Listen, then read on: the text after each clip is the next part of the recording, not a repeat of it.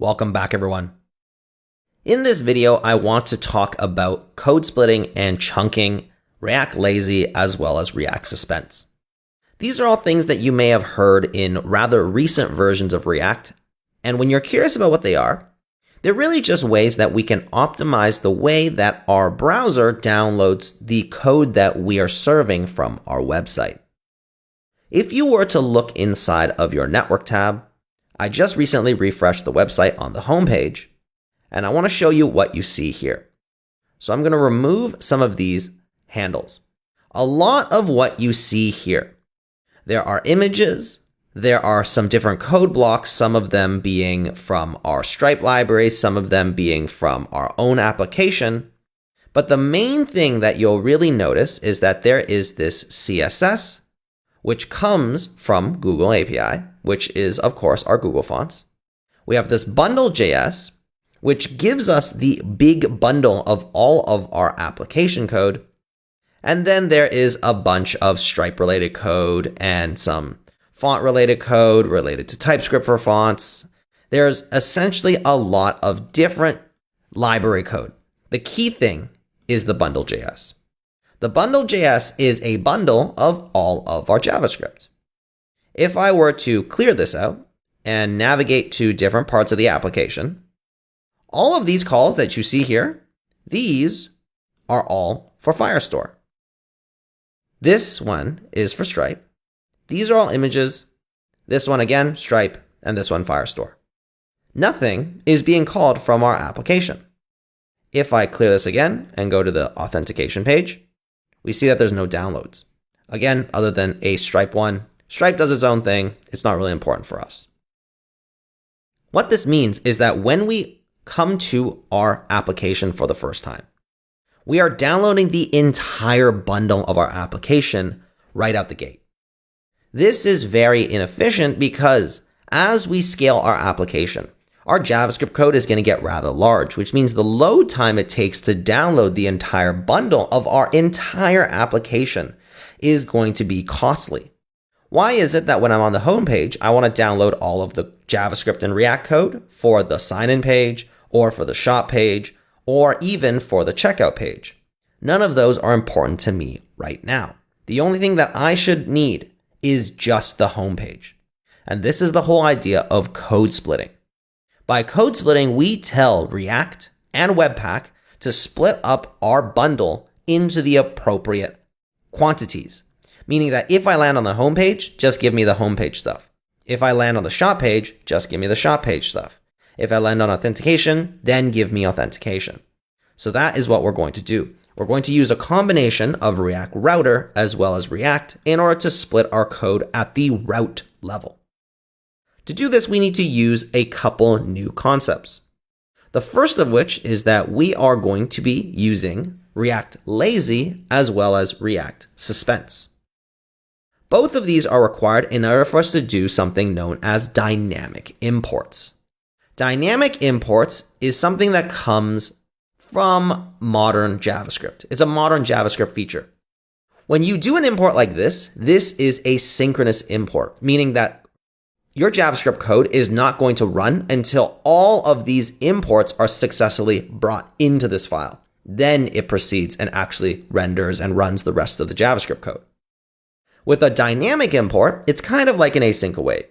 The way it's written, if we were to take this home component, for example, and turn it into a dynamic import, you would say const home is equal to await, and then inside of the await, or actually after the await, you would say import, and then the route that you are importing.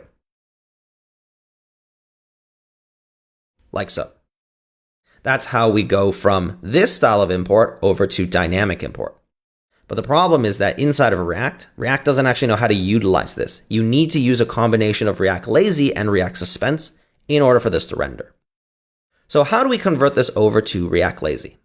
So the way that you would utilize React Lazy is that instead of writing the await statement, Lazy is actually its own function. It will return you back a modified version of this component when it receives it. So what you pass to Lazy is a function with the import statement. And now this is a lazy component. Essentially, React will not render this until it actually fetches it when it's required. When is it required? Well, on the page that actually renders and it sees that this is a lazy import is when in the browser, the moment it encounters this, it's going to start requesting for this component from our server that is hosting all of our code. Unfortunately, in order to use it, we need to use React Suspense, because Suspense is essentially saying, hey, I know that you are currently trying to fetch something in suspended animation, meaning it's asynchronous, some component. While you're waiting, what do you want me to do? What do you want me to render? So here, what we can say is that, okay, if one of our routes or any of our code inside of this is being lazily loaded, then what we're going to do is instead show the spinner component. So here, let's import in spinner from our components, our spinner, and then our spinner component. And then for Suspense, all we say is that, okay, Suspense takes one value, which is the fallback. And the fallback is where you render the component you want to show when things are loading. So now if we save this and we come back to the application and let's refresh, you see the spinner and then you see everything load. But what you notice inside of this code, let me filter this down to JavaScript only. We have this new additional source routes home, which is coming from our website. And that is what is happening. When you land on the home page is when it actually tries to fetch the home component. If you are on the shop page, and let's say you re-rendered the entire application from scratch, notice how we're not pulling anything related to the home page. We get the bundle.js, of course, which is the appropriate bundle of the relevant code. But if we come now to the home page, there we see we actually finally then download the home component.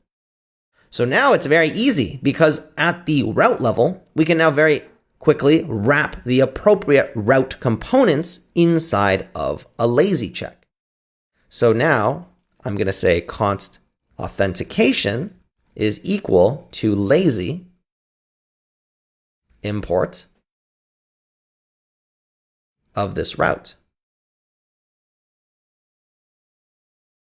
And now I can get rid of authentication. And if I save now, and I come back to my application, and I force a refresh, initially on the home page, we download our initial bundle, as well as our home component, because that's what we need. But when we go to sign in, is when we download our authentication. Notice that the bundle is 740 kilobytes. What I want to show you is that as we start splitting out this bundle, this size should theoretically get smaller because the initial bundle should grow smaller. So let's go back and let's start converting any of these relevant route components over to using our splitting. So I'm going to do the navigation component as well. In fact, let's just do these three right here. We need the spinner to be synchronously loaded because that is our only fallback component. So this one very clearly doesn't need to be a dynamic import. But these other ones like navigation, lazy, import, and then copy over this route.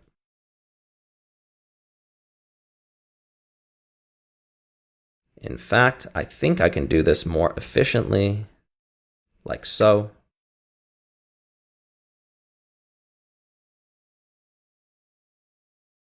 Wrap this, get rid of this,